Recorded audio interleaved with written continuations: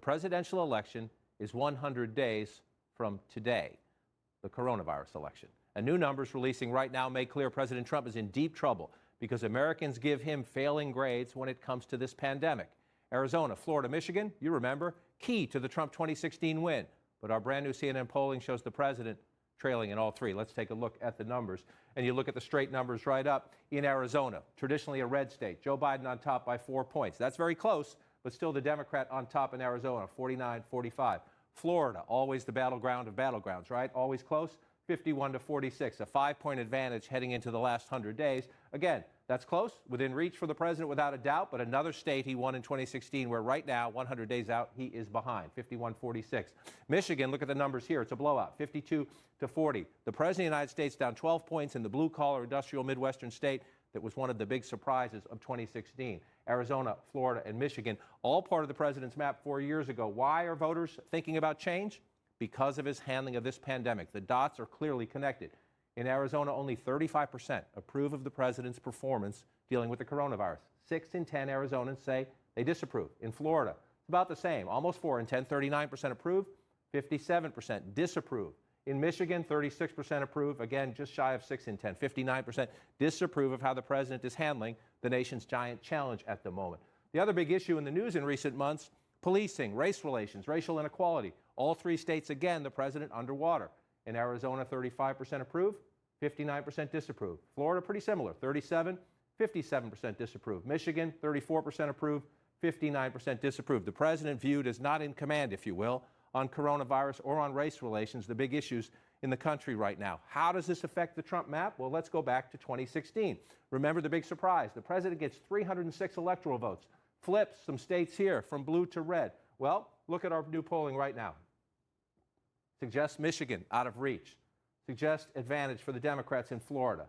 Advantage for Biden in Arizona as well. We learned in the past week, in 10 days or so too, Wisconsin is blue at the moment. Pennsylvania is blue at the moment. North Carolina leaning blue at the moment. 6 states right there. Just stop there for a second. 6 states right there. If those states went blue, the president's in a fight, take them off the map. Look what happens.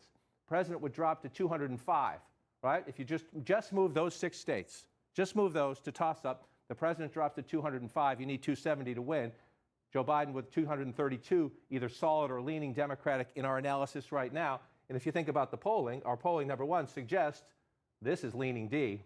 Recent polling shows this one leaning D. That's just 2 of them. Joe Biden's to the finish line there. And remember this as well. There are a lot of Democrats who say, wait a minute, CNN still leans Georgia and leans Texas red. There are polls in those states as well that suggest they could possibly be in play.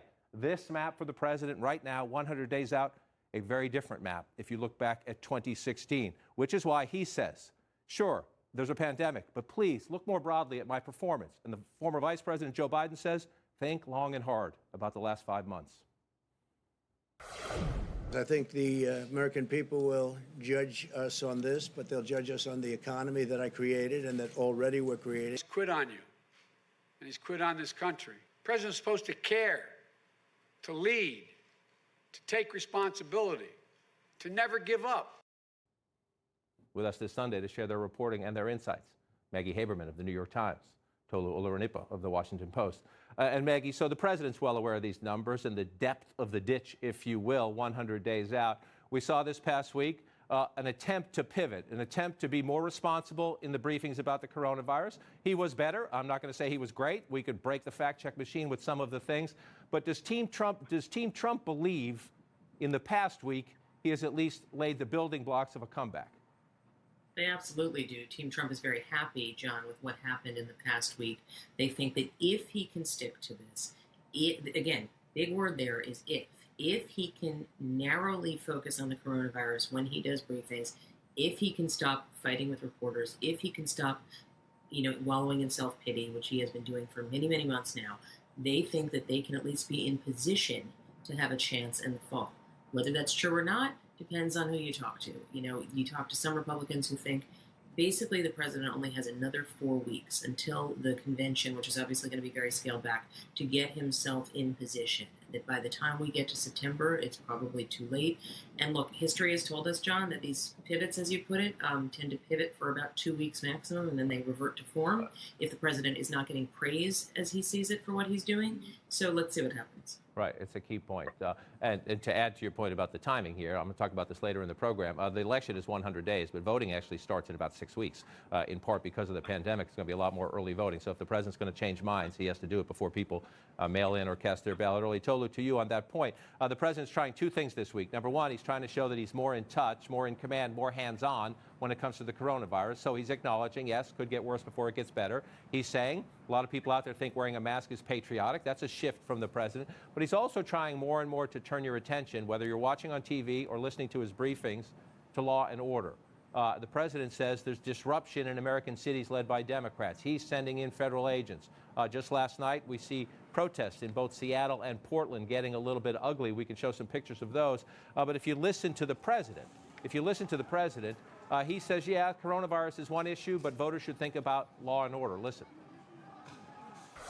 The effort to shut down policing in their own communities has led to a shocking explosion of shootings, killings, murders, and heinous crimes of violence.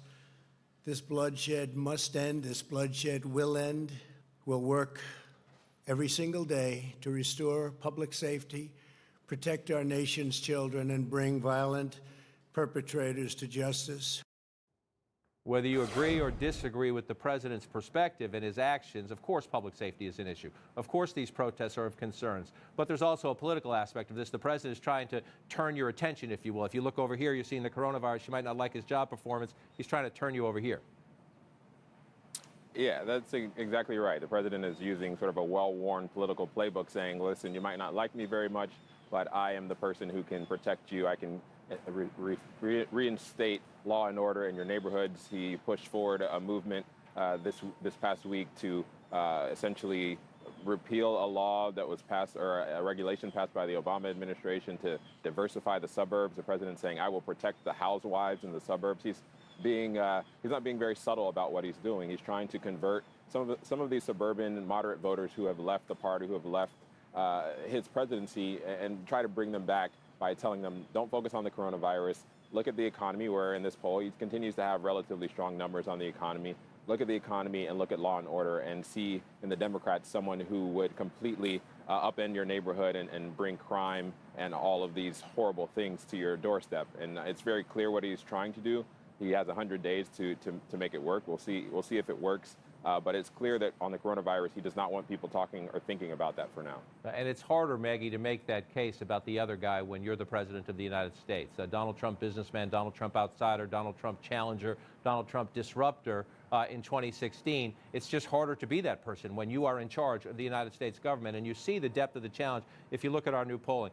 In Arizona, Florida, and Michigan, women, for example, Clinton won them by 4 points in Arizona, 4 points in Florida, and 11 points by Michigan. So that was her base in 2016. But look here, Biden up 17 in Arizona among women, up 11 in Florida among women, up 29 among women in Michigan. Then flip it over, white college graduates. This is largely the fight for the suburbs right now. The president carried them by 6 points in Arizona, 27% in Florida, 8 points in Michigan. Now Biden up by 15 in Arizona, Trump up just by 3 in Florida, Biden up by 25 in Michigan. This is why it's so hard for the president. Don't count him out. He proved in 2016 he can defy political gravity, but his problems are so many, it's hard to fix them all at once.